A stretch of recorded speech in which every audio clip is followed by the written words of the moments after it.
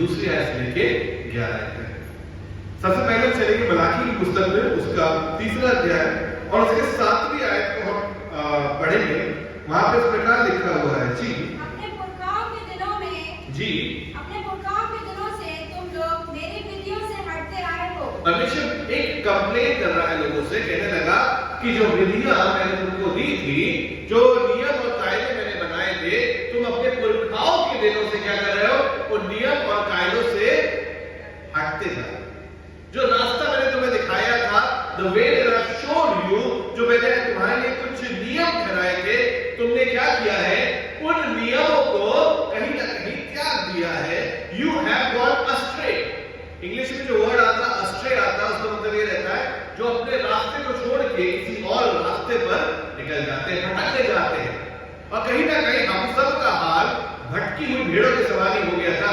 तभी तो प्रभु यीशु मसीह कहता है, मैं खोए हुए को ढूंढने और उनको उद्धार करने आया हूं। हम सब भटक गए थे, हम सब ने अपने अपने मार्ग ले लिए थे, और परमेश्वर वही कंप्लेन कर रहा है, कहने लगा यू ऑल हैव गॉन अस्ट्रे। तुम सब के सब भटक चुके हो और अपनी विधियां जो मैंने तुमको दी थी उससे हटते आए हो। जब जब मैंने कहा कि तुम उन विधियों का पालन करो, खुदा ने, परमेश्वर ने खुद अपने हाथों से लिखकर नियम हाथ में दिए थे और कहा था कि इन नियमों को तुम पालन करना, पर कभी भी वो पालन ना कर पाए, उनसे हमेशा हटते चले गए। और यही कंप्लेन परमेश्वर यहां पर कर रहा है, कहने लगा अपने पुरखाओं के दिनों से, मतलब जब से मैंने तुम्हें नियम दिए हैं, तब से तुम इन नियमों से क्या होते चले आ रहे हो? हटते चले। कहने लगा कि उससे हटते चले आ रहे हो और उनका पालन नहीं करते। मैंने तुम्हें नियम दिए थे, मैंने तुम्हें वचन दिया है कि तुम उन वचन का पालन करो। You follow what is written in the word of God. पर तुम क्या करते हो? उनसे हटते चले आ रहे हो, तुम उनको छोड़ देते हो, तुम उनके ऊपर ध्यान नहीं देते हो, तुम उनका पालन नहीं करते हो। जो रूल्स एंड रेगुलेशंस बनाए जाते हैं, एक स्कूल जो होता है वो डिसिप्लिन के बेसिस पे चलता है। कुछ रूल्स एंड रेगुलेशंस रहते हैं जो फॉलो करना बहुत ही जरूरी रहता है। अगर आप वो रूल्स एंड रेगुलेशन फॉलो नहीं करते हैं तो आपको पनिशमेंट मिलेगा। पर हम तो सोचते परमेश्वर तो दयावान परमेश्वर है, अरे प्रेम का सागर है, दया की खानी है, और वो हमें कभी भी पनिश नहीं करेगा। खुदा के लोगों, हाँ वो प्रेम का सागर है, दया की खानी है, पर आप इस बात को भी याद रखिए कि परमेश्वर जो है वो हर समय दया करता नहीं है। वो पुराने नियम में बर्फ के समान कठोर दिखाई दिया, नए नियम में पानी की तरह तरल दिखाई दिया, और जब आज का समय चल रहा है तो आत्मा की साथ है, लेकिन न्याय करने के लिए एक हाकिम की तरह वो हमारे बीच में फिर खड़ा होने वाला है। तब वो न्याय करेगा और भेड़ों को और बकरियों को अलग करके खड़ा कर देगा, तब पनिशमेंट मिलेगा। इसीलिए तो गीत लिखने वाला कहता है, खुल जाएगी किताबें जब भी हिसाब होगा। आपका और मेरा हिसाब होने वाला है कि तुमने कब नियम फॉलो नहीं किया। पता है, एक खादिम प्रचार करते कहते कि जब अंतिम समय प्रभु यीशु मसीह खड़ा होगा ना, तो किताबें खुल जाएंगी उसकी, और वहां पे स्वर्गदूत आपके ऊपर नालिश करेंगे और इल्जाम लगाएंगे कि इन्होंने इस समय इतने बजे इस तारीख को ये गलत काम किया था। शायद हम भूल जाएंगे, लेकिन खुदा हमारे किए हुए कार्यों को नहीं भूलेगा। एक एक अपराध हमारे सामने यूं खोल के रख दिया जाएगा और तब हिसाब होगा, पनिशमेंट मिलेगा। आगे क्या लिखने लगा जी? तुम मेरी ओर फिरो जी, तब मैं भी तुम्हारी ओर फिरूंगा। अरे फिर वही बात आ गई जो हमने पिछले संडे इसको पढ़ा था। हमने कहीं और पढ़ा था, पर यहाँ पे फिर परमेश्वर ने उसी बात को क्लेम करने लगा। इसका मतलब बड़े जरूरी बात है ये, कहने लगा तुम मेरी ओर फिरो तब मैं तुम्हारी ओर फिरूंगा। आप कहोगे यार अमित भाई तुमने पिछले संडे भी यही बताया था, इस संडे भी तुम यही बता रहे हो कि तुम मेरी ओर फिरो तो मैं भी तुम्हारी ओर फिरूंगा। मैंने आपको बताया था, लेकिन इसके आगे कुछ एक बात, एक कंप्लेन खुदा और करने लगा। यहां तक बात खत्म नहीं हो गई, कहने लगा परंतु हम किस बात में फिरे? तुम कहते हो कि हम किस बात में फिरे। कहने लगा परंतु तुम पूछते हो, तुम कहते हो, यू आस्क कि हम क्यों फिरे? हमने गलती करी है क्या? अरे हम तो बहुत अच्छे हैं, हमारा जीवन बड़ा अच्छा है, फिरता तो वो है ना जो गलत काम करता है। हम तो जीवन भर सही रास्ते में चलते आए, हमने तो दान दिया है, हमने तो बहुत से अच्छे अच्छे कार्य किए, हमारा जीवन तो बड़ा अच्छा है, हमको फिरने की क्या जरूरत है? कई बार हमारे जीवन में ये क्वेश्चन रहता है कि क्यों फिरे? भैया अगर मैं आपसे यहाँ पे पूछूं कि आप में से किस किस को फिरने की आवश्यकता है जीवन में, तो शायद कोई भी अपने हाथ को नहीं उठाएगा, क्योंकि हम सब जब अपने चेहरे आईने में देखते हैं तो परमेश्वर कहता है कि तुम सबको अपने चेहरे जैसे हो वैसे ही दिखाई देते हो, अपने अंदर भीतरी मनुष्य तो हमको दिखाई नहीं देता है। We never see our heart, हम अपने दिल को खोल के नहीं देखते, क्योंकि हमें अपना चेहरा बड़ा अच्छा दिखाई देता है, हमें अपने किए हुए कार्य सही लगते। हम सोचते हैं जो हम सोच रहे हैं, जो हम कर रहे हैं, जैसा हम विचार कर रहे हैं, जैसा हम सोच रहे हैं, वो सब कुछ बिल्कुल ठीक है। और हम इसीलिए सोचते हैं कि हम क्यों फिरे। I don't need to change my ways।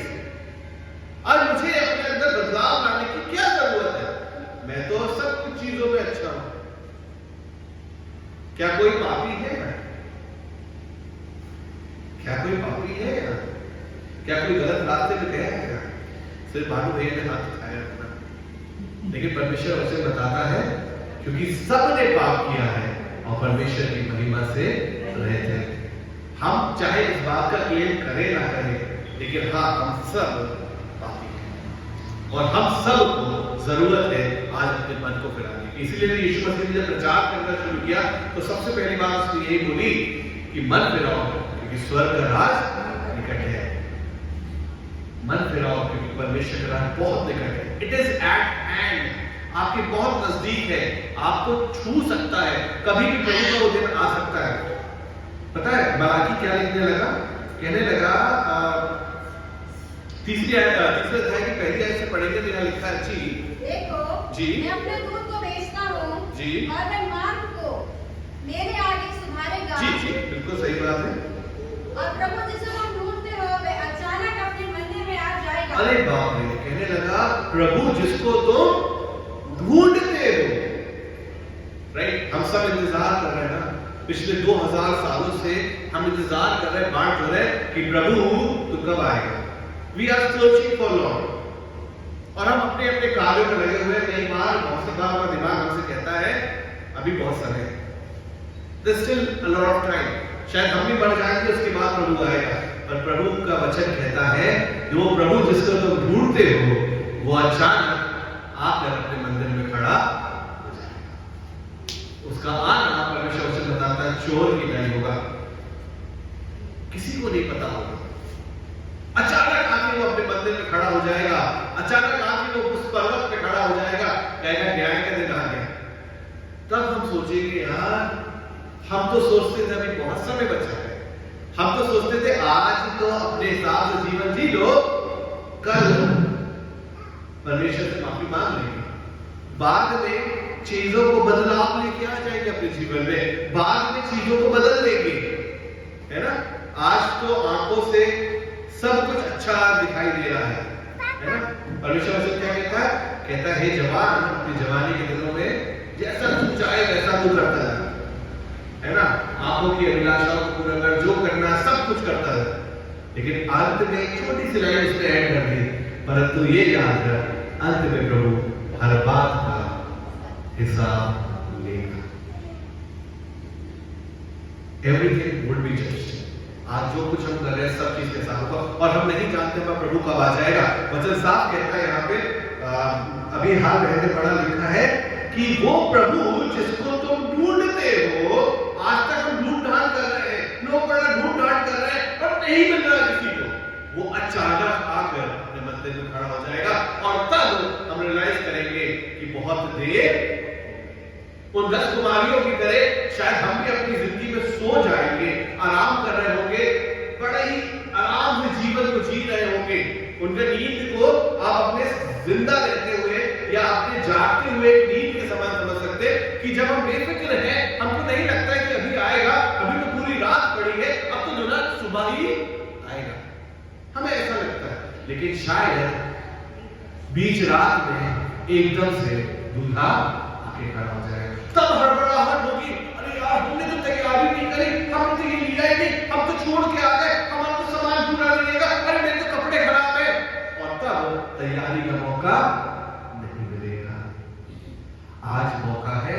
अपने आप को तैयार कर लो।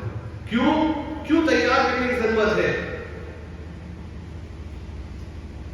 हम तो वही क्वेश्चन फिर पूछेंगे ना, क्या हम क्यों करें, हम क्यों तैयारी करें? हम तो तैयार हैं। अरे एक बार अपने दिल से पूछ के देखो, अपने अंदर झांक के देखो, आर यू स्टिल रेडी? अगर आज प्रभु आके खड़ा हो जाता है तो क्या आपका और मेरा जीवन सच में ऐसा है कि हम प्रभु के साथ जा सकते हैं? मैं ये नहीं कह रहा कि कोई हाथ उठाए, मैं ये नहीं कह रहा हूं कि कोई किसी और से डिस्कस करे। डिस्कस इट विथ योरसेल्फ, अपने खुद से बात करो, पूछो अपने दिल से, एम आई रेडी? क्या मैं सच में तैयार हूं? क्या मुझे फिरने की आवश्यकता नहीं है? क्या मुझे अपने गलत रास्तों को छोड़ने की आवश्यकता नहीं है? हाँ, जरूरत है, कहीं ना कहीं जरूरत है। It is high time now. वचन बताता है वो द्वार पे खड़ा खटखटाता है, और अगर हम सोते रह जाएंगे तो मेरा प्रेमी वापस मुड़कर चला जाएगा। अरे मैंने तो दरवाजा बंद कर दिया है, अरे मैंने तो कपड़े बदल दिए हैं, अब तो रात हो गई है। आपका प्रेमी मुड़कर चला जाएगा। श्रेष्ठ गीत की पुस्तक इस बात को बताती है। Are you ready? क्या आज आप तैयार हैं? क्या आज आपने तैयारी करी है कि अगर आज प्रभु आके खड़ा हो जाए तो will he take you with him? हम बातों को उठाए जाएंगे। बड़ा अच्छा लगता है वो दृश्य जब फोन पे आता है कि प्रभु यीशु मसीह घोड़े पे बादल पे से आ रहा है, और फिर जो जिंदा लोग हैं वो बादलों पे उसके साथ उठाए लिए जा रहे हैं। बहुत अच्छा लगता है। पर कहीं ऐसा ना हो कि वो दृश्य हम नीचे से देखें और फिर देखो वो लोग बादलों पर उठाए लिए जा रहे हैं। क्योंकि जजमेंट जब होगा ना तो एक्सक्यूजेस नहीं चलेंगे। जब न्याय होगा तब एक्सक्यूजेस नहीं चलेंगे। अरे प्रभु पता, उस दिन ना मेरा मूड खराब था, तभी इनसे लड़ाई हो गई मेरी। अरे प्रभु उस दिन पता, वो गाड़ी वो वाला आदमी गलत गाड़ी चला रहा था, मेरे मुंह से गलत बात निकल गई। मेरी गलती नहीं है, वो उसने गलत गाड़ी चला रहा था, सामने एकदम से आ गया, सॉरी मुंह से गंदी बात निकल गई। You won't be able to give any kind of excuses. आप और हम एक्सक्यूज नहीं दे पाएंगे। समय आज है कि अपने आप के जीवन को हम आज बदल दें। कई बार हम रीति रिवाजों और बाकी चीजों को फॉलो करने में इतना रह जाते हैं कि हम परमेश्वर जो मोस्ट इंपॉर्टेंट है उसको भूल जाते हैं, है ना? अभी आप सॉरी टू से, बट अभी आप जब क्रिसमस आएगा तो देखेंगे कि आपको जल्दी आना पड़ेगा ताकि जगह मिल जाए बैठने के लिए। आई एम सॉरी टू से, एक पादी साहब कहते हैं कुछ लोग जो रहते हैं क्रिश्चियंस रहते हैं, वो ECG वाले क्रिश्चियंस रहते हैं। ECG, ईस्टर, क्रिसमस और गुड फ्राइडे। इसके सिवा हम अपने जीवन में बसते हैं। I'm not saying, I'm not criticizing anyone. I'm not here to use this pulpit to criticize anyone. I'm not criticizing anyone. I'm just trying to say what God is putting in my heart. मैं वो बोल रहा हूँ जो परमेश्वर मेरे दिल पे रखता है। और मैं इस बात को आपसे सच बता रहा हूँ कि कई बार हम रीति रिचुअल्स में इतना फंस जाते हैं कि हम उस खुदा को जो उस हमारे लिए सबसे ज्यादा अहमियत रखता है उसको हम भूल जाते हैं। एक इसका एग्जाम्पल आपको देता हूँ बाइबल से। अगर मेरे साथ चलिए पहला सैमुएल उसका 4वां अध्याय, पहला सैमुएल उसका 4वां अध्याय। और आप सब जानते हैं कि आज एक लड़ाई चल रही है ना पैलेस्टाइन और इजराइलियों के बीच में। ये आज की लड़ाई नहीं है, ये सदियों से चलती आ रही है। और ऐसी एक लड़ाई के समय में हम इस पहले सैमुएल उसके 4वें अध्याय में पहुंच चुके हैं। और एक लड़ाई चल रही थी फलस्तीनियों और इस्राएलियों के बीच में।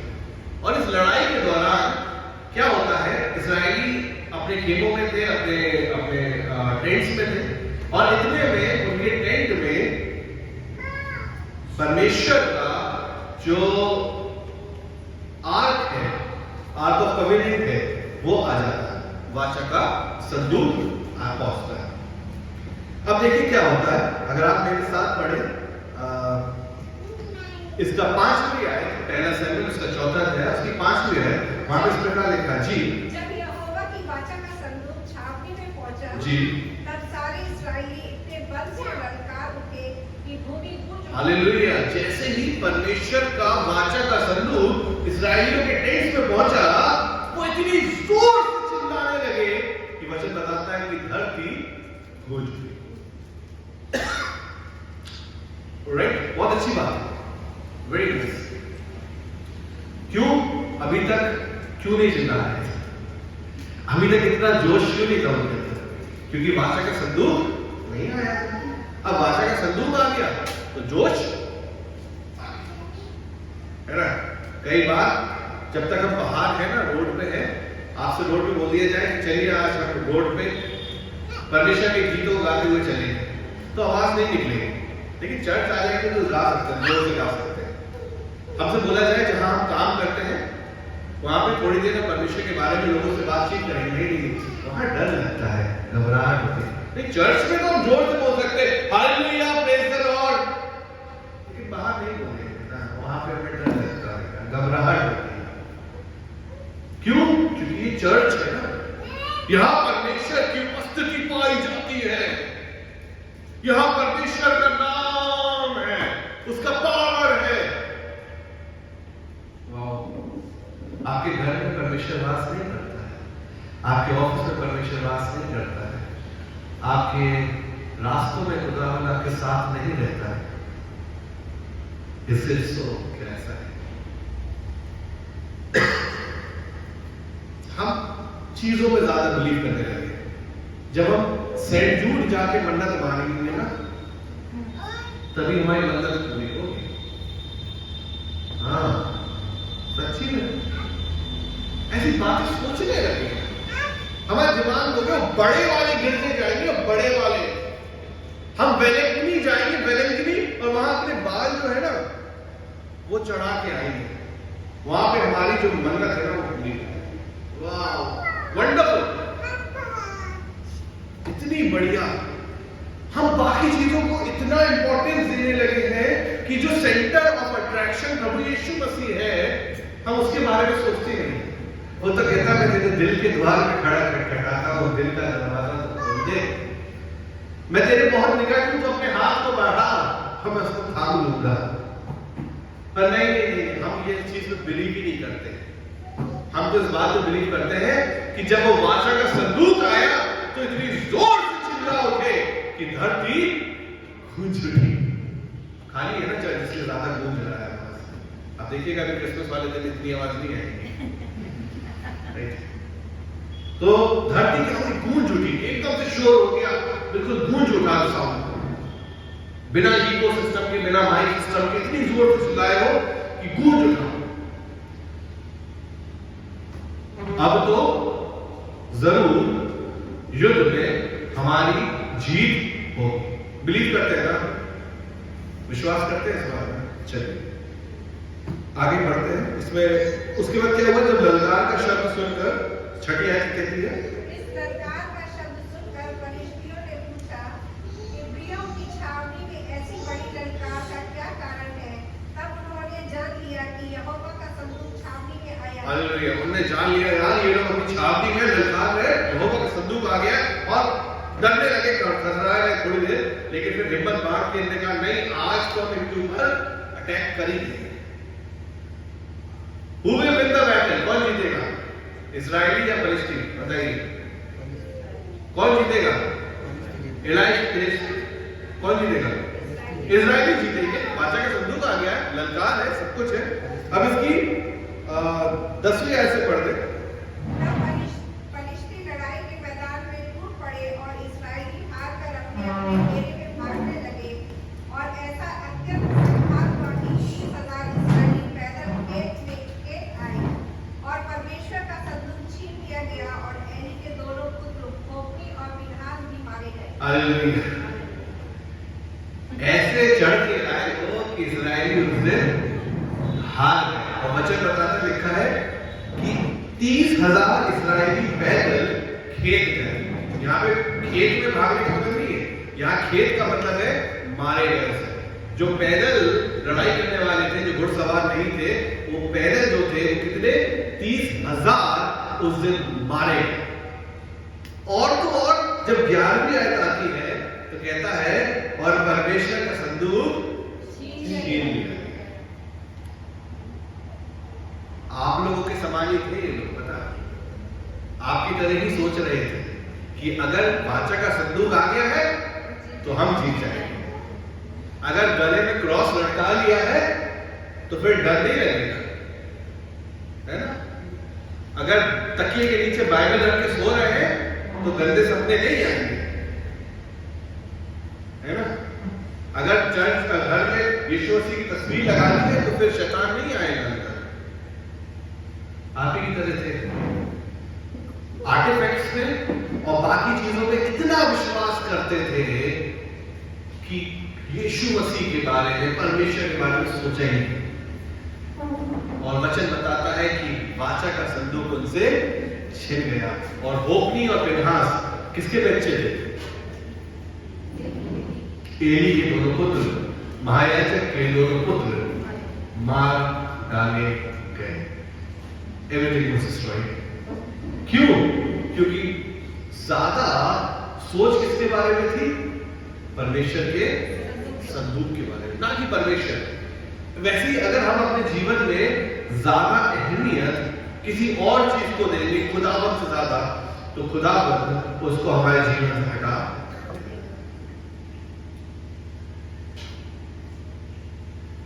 और हमारे विश्वास को बताता है कि तुम्हें वापस मेरे ऊपर विश्वास करने की जरूरत है। खुदा के लोगों, आगे की कहानी काफी लंबी है कि वो किस तरीके से रेस्टोर होकर उनके पास वापस आता है।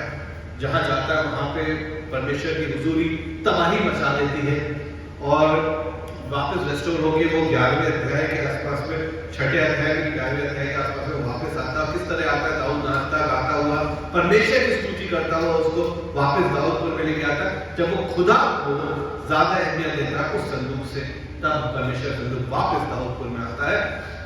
I want to tell you, Lord wants us that we should first look towards Him. परमेश्वर चाहता है कि हम पहले उसकी ओर देखें, है ना।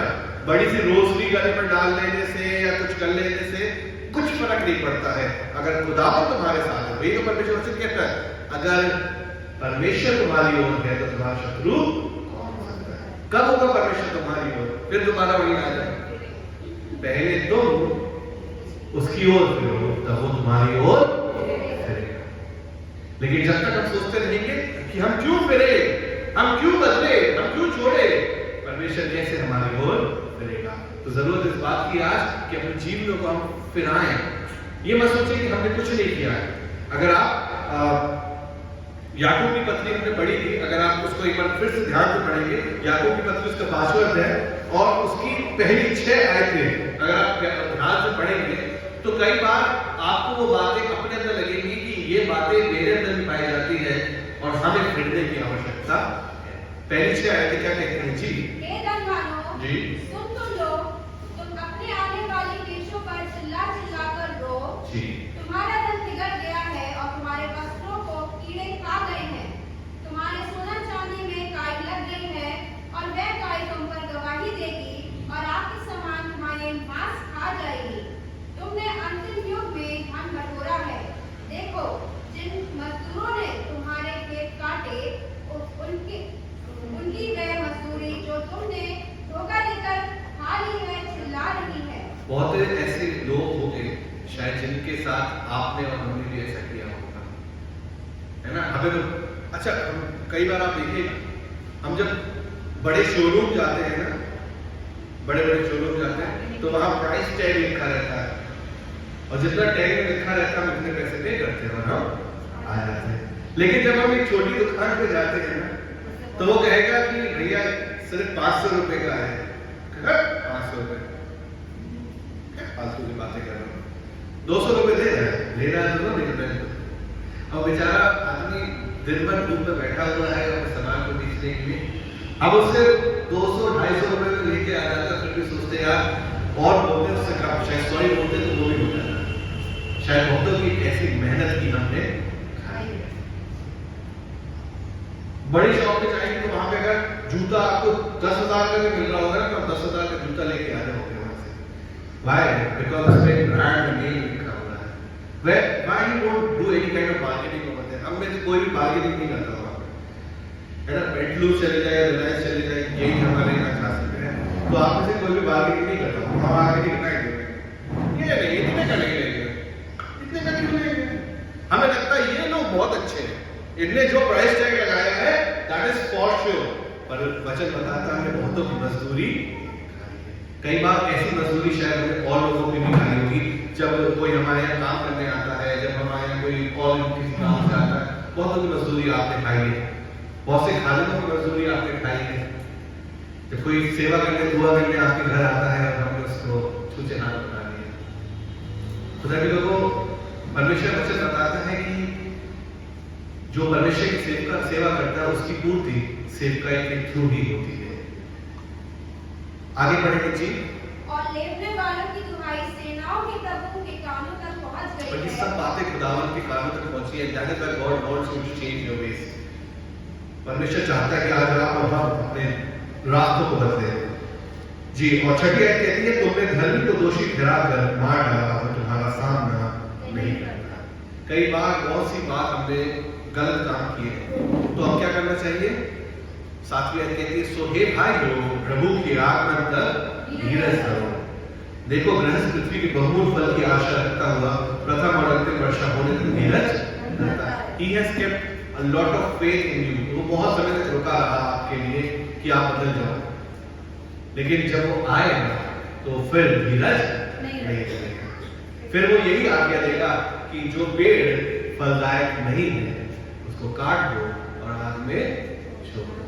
तुम्हारे फल दुनिया को दिखने चाहिए। परमेश्वर आज आप सबसे यही चाहता है कि हम अपने जीवन के उन फलों को दिखाएं। खुदा के लोगों, बहुत लोगों ने बहुत कुछ एफर्ट्स करके ये वचन हमारे पास तक पहुंचाया है, ऐसे ही नहीं आया। यीशु मसीह वहां पे